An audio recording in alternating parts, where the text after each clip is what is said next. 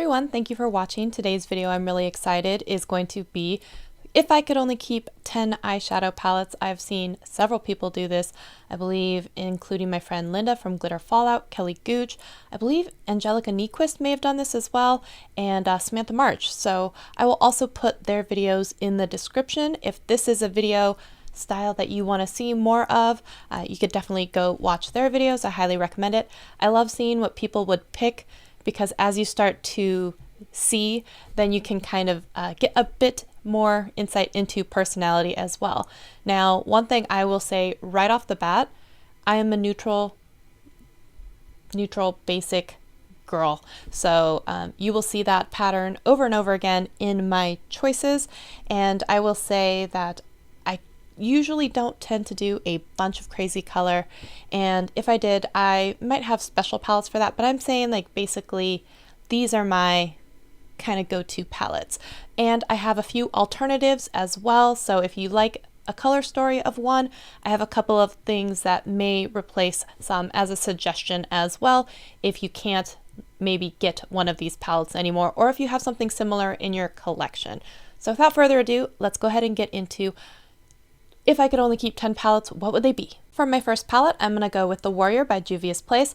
By the way, I should mention these are not ranked in order. These are just 10 palettes, because that would be even harder to rank palettes. So this particular one I love. It's really large pans, mostly shimmers. If you kind of see what's on my eyes today, I like to do a lot of shimmer, not always a ton of mattes. And I prefer it. I have a lot of, with the mono lid, a lot of lid space, so sometimes I just like to have a lot of sparkle and shine going on. So this is my preference, may not be yours. But what I love about this, there are 3 matte colors and then the rest are shimmers. So if you want, you can go in with something a little bit more matte. So you have this color, and this color that you could do a matte look with. But I love to do a gradient of shimmer or shine or anything like that. So I like that there's kind of like a medium and a light and a dark on the shimmer. So I think this is really, really beautiful. If you're looking for something that might be an alternative and something you have in your collection already, you might really enjoy going with the Naked Honey palette. So one nice thing about the Juvia's Place, they're usually very, very affordable. You can find them also at Ulta. You can find them a lot of the time on sale or use a coupon on them. So something to keep in mind here. But I think the color story is very, very similar to what you get in the Naked Honey palette, except it doesn't go as dark as the Juvia's Place palette does. But I think this is a really good one. It's kind of like a pretty close and comparable. So if you find yourself having one, you may not always find that you need the other. So that is going to be my palette number 1. All right, next up, like I said, I am a basic palette girl, but this is going to be Imperial Topaz from Wayne Goss. I really want to try the blue cool tone palette that he also has as well, which I think is the sapphire one. I think that this palette is beautiful. Part of this is what's on my eyes today. There's a satin, there's a fun kind of like sparkle all over that I do a lot of the time. I use this one as the inner corner highlight a lot. I use the black to deepen up a lot of the browns sometimes to make it even darker, and I'm using this orange and mixed with this brown. So I just think this is a perfect palette, good for traveling, really large pan sizes. I think this palette is really, really pretty too. So if you look at that, like, is that not just aesthetically pleasing to your eye? It is for me, at least. So absolutely cannot say enough good things about this. Also, the Essential Kohl's, the eye pencils, are really, really good too. I've loved everything I've tried so far from Wayne Goss, including the lipsticks, the lip glosses, the lip liner, and this. I really want to try some of the bronzers and blushers in the future, so I'm just really excited about this palette. All right, this may surprise some people. It's a flashback, it's an oldie, and not only did I like it so much, I ended up rebuying another one of it. So this one is brand new. I have completely kind of like used up, destroyed, given up on my last one. So this is the Peach palette, and I just think that this is from Too Faced, and I just think this is a beautiful neutral palette, right? With a pop of green over here, a pop of purple, and I don't think that a lot of the time people remember this palette. You know, it does have that obnoxious kind of peach smell, but I think the colors are so beautiful. You do have a nice mix of mattes. There's a lot of mattes in here.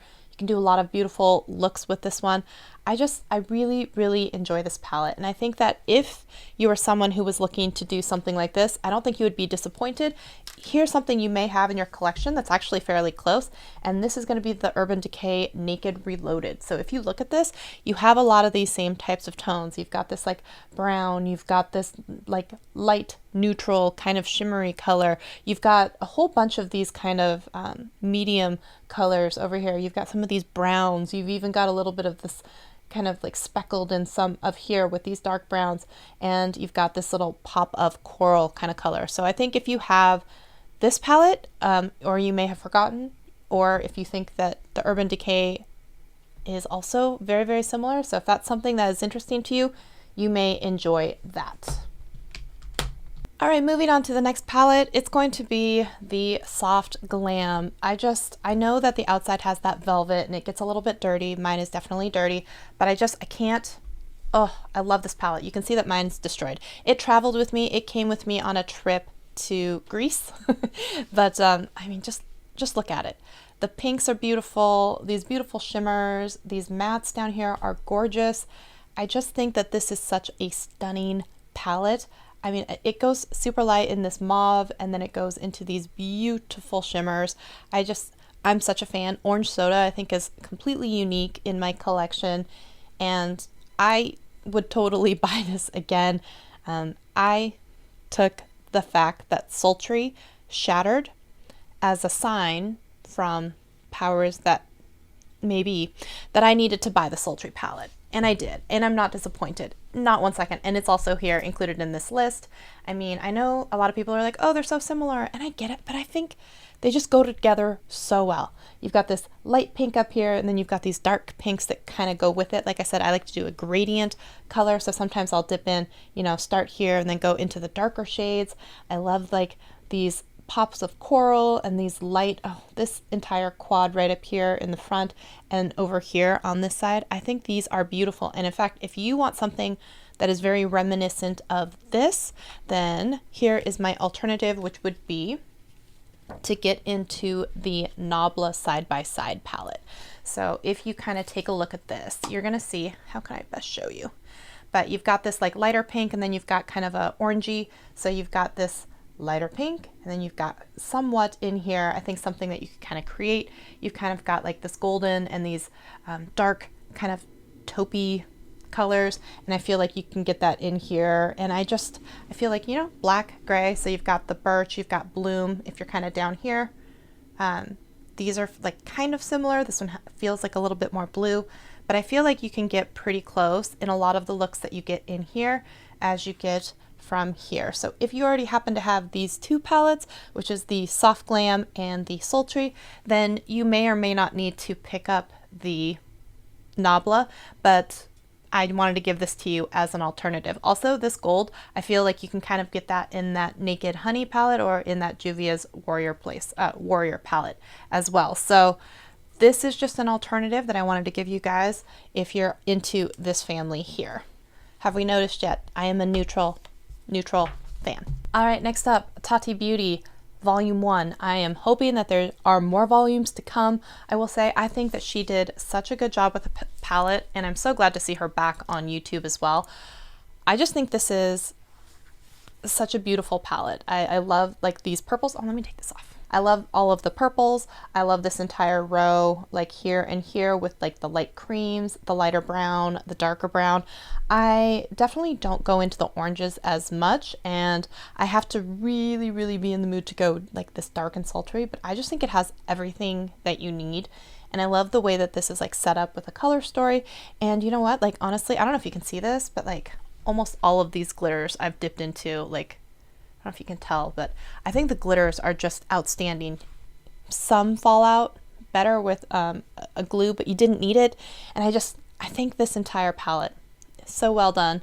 I will say that sometimes I thought that the sparkle in the sequins, it wasn't as apparent as I think some people were liking, and I think the metallics are not as metallic as some people liked. And if you didn't like loose glitter, you're probably not going to like this palette. But I loved how color coordinated everything was. So if you wanted to do an entire, row of Soothe, and you wanted to have, the matte and the shimmer and the metallic and the glitter, I just think that is it was so smart. I really, really love this palette. In fact, this is a palette that I bought a backup of, so I have another of this palette, and I can't wait to see what the new volumes in the future are going to look like, and I'm so glad she's back on YouTube. All right, next up is going to be the Bare Necessities from Colourpop.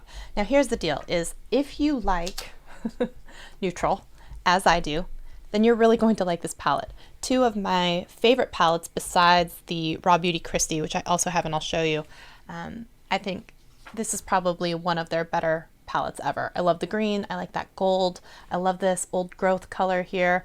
I just thought they did a really, really great job with that one, and congrats to Raw Beauty Christie. I love that she's also a fellow Washingtonian, so I feel like a special love for that palette. Now, getting back to the Bare Necessities, I feel like what they did was also combine two of my other favorite palettes from Colourpop, and that is going to be That's Taupe, which looks like this. I just think this is such a beautiful palette, but I feel like there's a lot of these colors that you're going to get in this palette. Hopefully you're seeing this. So I kind of feel like, yeah, you can get this like deep brown. Oh, the color's not really coming through. This is not the best, but this brown is kind of similar to this brown. This brown is similar, you know, over here to this brown. You've got a few shimmers, which I think kind of like match up. And then the second one that I feel like it goes with really well, this is the Going Coconuts palette. So I feel like if you have this palette and you kind of combine them and threw in a couple more like orangey shades, you're going to get maybe a little more pink too. You're going to get into this palette for the Bare Necessities. So I feel like if you already have That's Taupe and Going Coconuts, you may or may not need this one unless you want to go a little bit more pinky, but that's going to be up to you. But I wanted to give you a couple of alternatives. Maybe you already have these, or maybe you want to get just this one so you don't have to get the other two.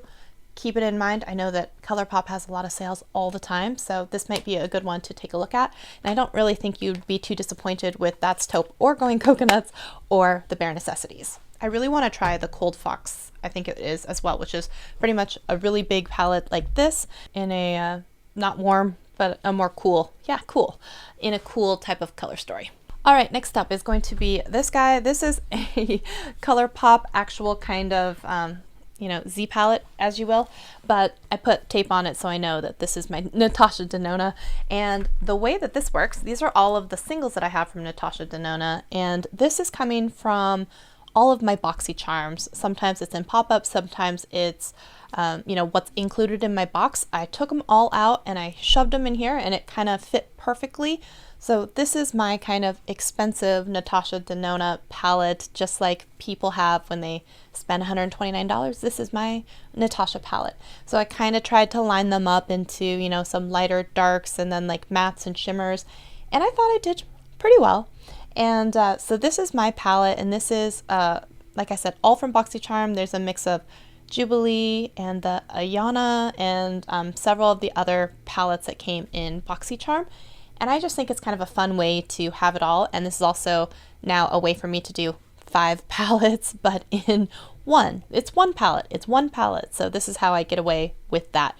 This is all of my Natasha Denona palettes. Some of them did not survive the depotting as well as others. Some of them pop out really easily. Some of the others are actually glued in, so you have to go in there and pry them out. But all in all, I'm still happy to have them in this format. So I'm going to say this is absolutely one of my recommendations. And if you wanted to have kind of alternative, but this is kind of on my list as well, this is going to be my suggestion, which is going to be the Chris and Dominique Transitions palette. So I kind of think if you look at the first 2 rows here and you're kind of comparing them, right? You've got this kind of like taupey, you've got this darker, you've got something that maybe could be used as a blush, you've got this kind of cream, kind of missing in that yellow mustard color family. But I feel like if you really, really were into these all matte kind of things, but you didn't want to spend for all of the Natasha Denona, I think you'd be really, really excited and happy to have this palette. I was so excited to get this in my BoxyCharm Premium. It was the reason why I kept it for an additional month and didn't cancel, because I had been eyeing this palette for a really, really long time and I wanted it. There's a couple of colors, I think Hazelnut and Mocha are actually colors from the original Latte palette, or, you know, thank you, honey. There are a few colors that come from some of her original palettes. I think if you're also looking for the original palettes, the original Latte palette is one of my favorites because the shimmers in there are just beautiful. All right, we're on to the very last one, and I just, you know what, I gotta give it to her. This was one of the best palettes that probably Morphe has ever done, and I think it's so good. There are mixes of shimmers and mattes and just beautiful colors. I feel like this is the most colorful of all the palettes that I have, including, you know, those pinks, those oranges. It's not coming across as like really blue, but these are like those beautiful turquoise. You guys know the pictures. And this is that purple. So these colors aren't translating as well, but like also that orange mustard color. I think that this palette is really great, but if you're looking for an alternative that you might like and you're into the neutrals and pink type of family, then I would highly recommend taking a peek into this palette, which was the Laura Lee Los Angeles, which was the Nudie Patootie. So it had kind of like the cream and the browns and that, you know, like kind of barely pink and that kind of taupey color. And I just think that if you're kind of looking for something, hopefully we can kind of get that in those first 3 rows, something that gives you kind of those vibes, you might find it in the Laura Lee Los Angeles Nudie Patootie palette. So I want to give this to you as an alternative for the Jaclyn Hill Morphe original palette, because some people can't use this palette now because of the reformulation. It's no longer vegan. So if that's something that is important to you, you may want to also look at this as something that is kind of going to get you pretty darn close, and you don't have to buy the Morphe palette. That was actually a little bit harder than I ever planned in the beginning, and I realized I could just call this my top 10 favorite neutral palettes, because I do have other palettes that have color, but I wanted to be realistic with how I wear makeup, so I went with pretty much all neutral basic palettes. So there's that. If you wanted to see something that's a little bit more focused on color, let me know. I don't do a lot of color, but there are a few palettes that I have with colors in them that I would definitely be willing to share with you. I also am going to be doing more of these, like maybe top 5, maybe instead of top 10, we'll see, of my favorite bronzers and blushers and, you know, eye pencils and every kind of category. So if you're interested in that, make sure you comment below you want to see which one first. And if you like this video while you're watching it, make sure you give it a thumbs up. Thank you so much for being here. I'll see you in a video very soon. Bye.